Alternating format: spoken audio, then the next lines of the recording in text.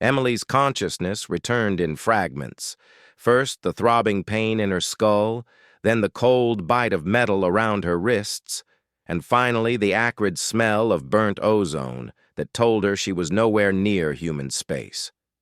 The cell was small, carved from dark stone that seemed to absorb light rather than reflect it. Bioluminescent fungi grew in patches along the ceiling, casting an eerie green glow that made her shadow dance on the walls. She tried to move, but the shackles held firm, bolted to the wall behind her with technology she didn't recognize. The Kravesh had finally caught her.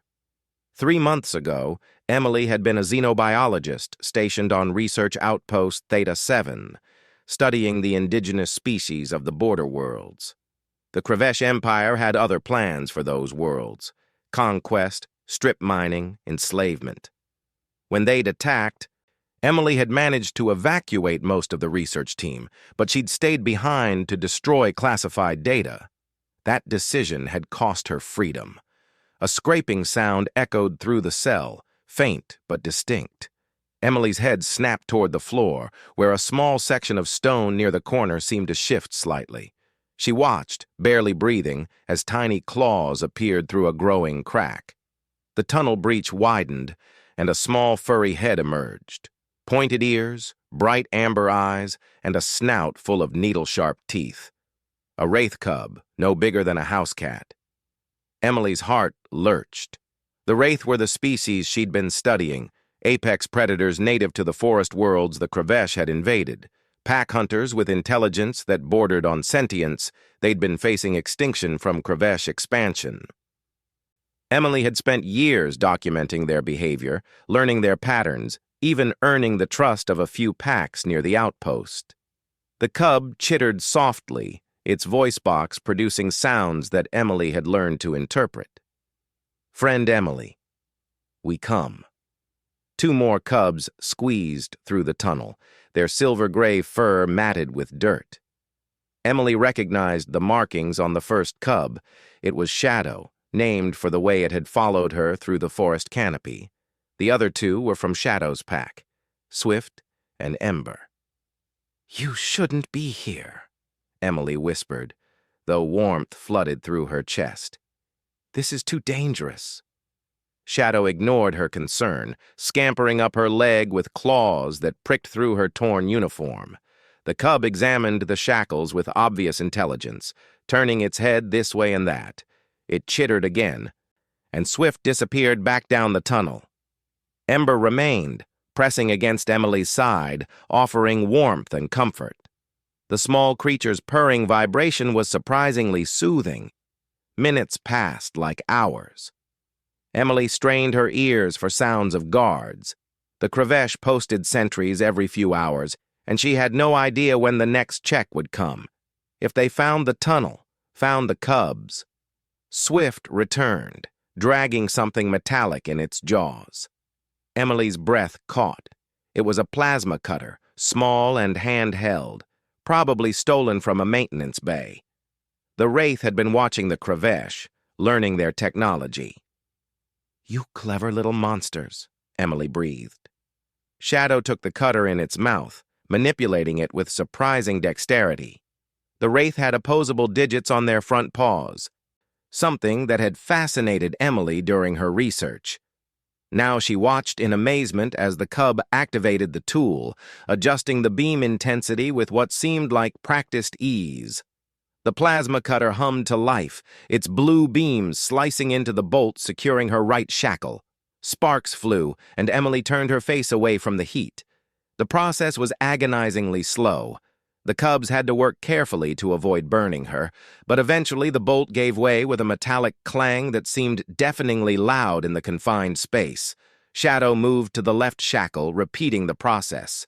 Emily kept watch on the cell door, her pulse hammering. Any second now, a guard would come. Any second. The left bolt separated and Emily was free. She rubbed her raw wrists, then reached down to scoop up all 3 cubs, tucking them against her chest. "Okay, we need to move fast. Can you get me out through that tunnel?"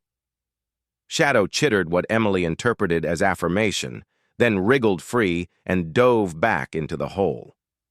Emily followed, dropping to her stomach and army crawling into the darkness. The tunnel was tight, clearly designed for creatures much smaller than humans, but adrenaline and desperation made her flexible. Behind her, Ember and Swift worked to camouflage the tunnel entrance, pulling loose stone and debris over the opening. Their pack intelligence was remarkable. They understood the need for stealth, for covering their tracks. The tunnel seemed endless, a claustrophobic passage through solid rock. Emily's shoulders scraped against stone, her breath coming in short gasps.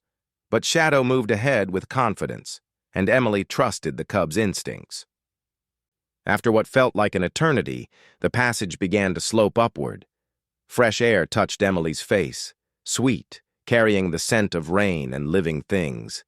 She pushed harder, ignoring the pain in her abraded arms, and suddenly she was emerging into moonlight, surrounded by towering trees and the symphony of a forest night. A dozen adult wraith waited in the clearing, their eyes reflecting the moonlight like coins. Among them stood a human figure, tall, broad-shouldered, with military-grade gear and a rifle slung across his back. "Stephen?" Emily gasped, hardly daring to believe. Her colleague, her friend, grinned down at her, extending a hand to pull her fully from the tunnel. "Hey, Em, took you long enough. How did you? The Wraith found me 3 weeks ago. Turns out they didn't forget the humans who tried to help them." Stephen gestured to the pack surrounding them. "They tracked you to the Kravesh prison, spent days tunneling. I've been coordinating with them, trying to figure out how to get you out without starting an interstellar incident." Emily looked down at Shadow, who sat proudly at her feet, tail curled around its paws. The cub had saved her life. They all had. These creatures she'd studied, documented, and tried to protect had returned the favor 100-fold. "We need to move," Stephen said, his tone turning serious. "The Kravesh will discover you're gone soon. My ship's 2 clicks north." Emily nodded, but first she knelt before Shadow, placing her hand gently on the cub's head. "Thank you," she whispered. "All of you." Shadow chittered softly. "Friend Emily. Pack protects pack." As they ran through the forest with the Wraith pack flowing around them like silver ghosts, Emily understood the truth that so many alien species seemed to forget. Humanity's greatest strength wasn't their technology or their weapons. It was their ability to forge bonds across the vast gulf of species and stars, to make allies where others saw only resources. The Kravesh had made a mistake underestimating both humans and Wraith. They wouldn't make it twice.